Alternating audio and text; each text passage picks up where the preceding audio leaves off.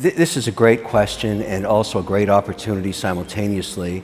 And I'll take a stab at it from the point of view of an indexer, a guy who provides sovereign wealth and pension plan services. And if you're a country with a lot of oil, for example, and you want to invest in the S&P, you ask indexers like me to create an indice that is X oil, X airlines, and you just invest in that.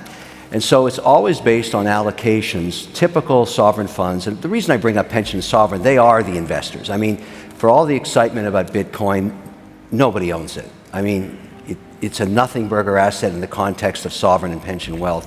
800 billion is nothing. I know that sounds trite, but it's true. And so the way to get this asset to be a part of the real investment world is to get it regulated. Any of these assets, pick one. I personally would like to see stablecoins regulated first because it's easier to do that. But whatever happens, we need regulation, because then here's why this works. So you want to have a 1% weighting in a $100 billion fund. A fund like that would have no more than 20% in any one of the 11 sectors of the S&P and no more than 5% weighting in any one stock or bond. That is a classic diversification strategy for long sovereign wealth, where trillions and trillions of dollars live every day.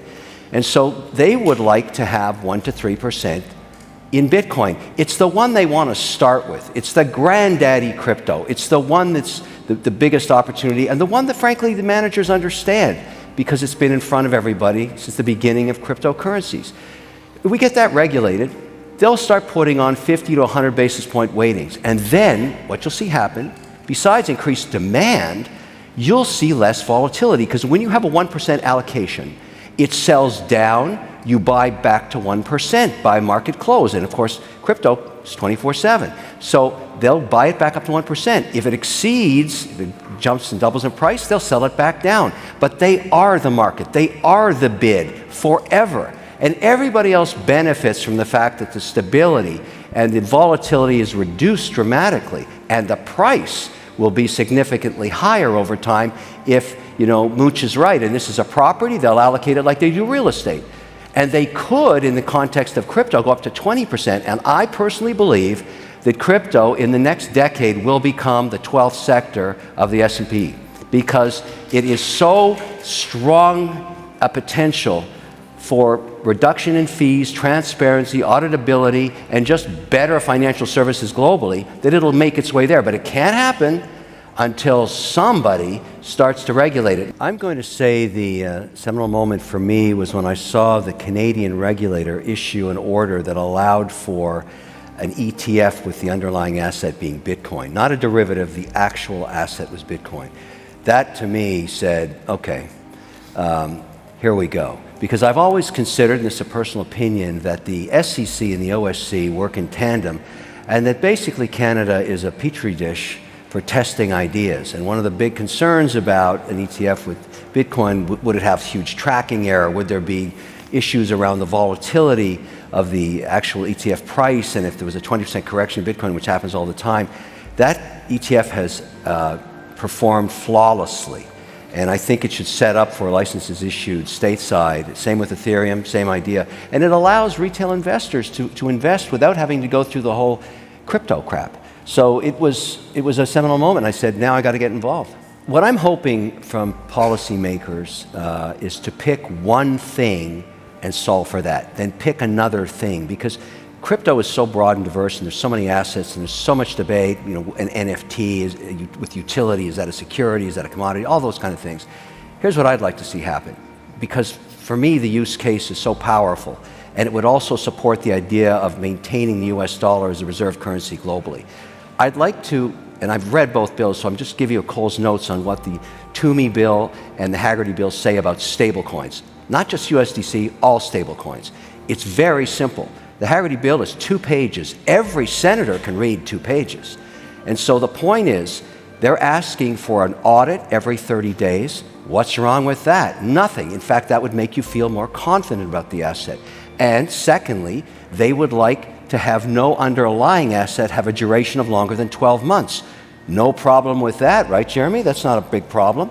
And then just take that legislation and pass that one thing. Make that law for all stablecoins. Now, what would happen is We all know that not all stable coins are created equally, and if you're not willing to be exposed to an audit, then I certainly don't want to use you. You could still maybe go in a rogue environment, but I think that would immediately take, and in passing this bill, the regulator could say, we're going to license 10 stable coins or 5 stable coins and let them have little different attributes, just like a fund at Fidelity is a little different than Schwab or whatever, that's fine.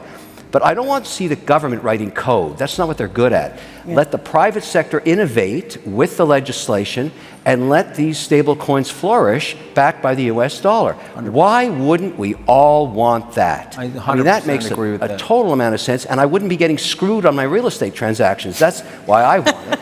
And so, because it's a use case, and it's a very powerful one, and a lot of people then could take the benefit of being able to lend their stable coins and make 3 or 4% interest versus 20 basis points. That means they're losing 5% because of inflation. There's a lot of merit in picking one thing and forcing that through policy. And the good news is that is the policy issue that seems to have the most bipartisan support to address. Yeah, and I think it's an easy use case. Everybody understands the value of a stable coin. It's not as speculative. Its value after being audited certainly wouldn't vary that much. It would be the one thing. Now, we're not going to get any policy till the midterms are over, but that's not that far away. Then I think this bipartisan effort that Jeremy's talking about could get the one thing. Let's get one thing done. This sounds like one of those speeches back in the Apple days. One more thing. Remember that? Yeah. It's the same thing here. Is that important as an investor? Yeah, I'm going to give you a real case study that happened last week that I think highlights why we need to get to what Jeremy's talking about. I do a lot of transactions in real estate in different geographies, and they're large transactions. And so generally what happens, you're going from one geography in US dollars to another geography in another currency. And so you have to transfer that money and to that new geography, then you have to FX it into the local currency, then buy the real estate. So last week we did and this bank is a large global bank, don't have to mention the name because the story's not nice, and we transferred millions and millions of dollars to its corresponding bank in another geography. They lost it. They lost the money for 48 hours, jeopardizing the closing of this transaction, and our team went out of their minds, including the Fed number, and they found it about 12 hours before the transaction was supposed to close, and they said, it was a back office error. What people don't realize is that the money it's just like comma delimited text files that are floating around FTP servers. That's actually the money. It wasn't. I looked at because I'm going to put in a formal complaint. We have a strong relationship with this bank. They owe us a lot for what happened. Yeah. I spent, even before the wire went, 18 minutes listening to a clerk read disclosure statements to me, which is a complete waste of both of our time. And I realized this is insane. This is before they lost it. And then we spent about 35 hours of staff time trying to find the money in their system. So, and I actually called one of the board members of the bank and said, have you ever heard of USDC? Have you ever heard of a stable coin? Do you know how it works? And have you done any work to try and figure out? Because this is commonplace. This happens all the time. It happens with smaller amounts, but when it's a transaction this size, they owe me interest for 48 hours on millions of dollars, and we're going to fight about that too. And some kind of penalty I should impose to maintain our relationship after what they did. But the point is, that board member doesn't know anything about this. And those bankers got to get hip to this stuff because they're going to get smoked if they don't provide service at some point.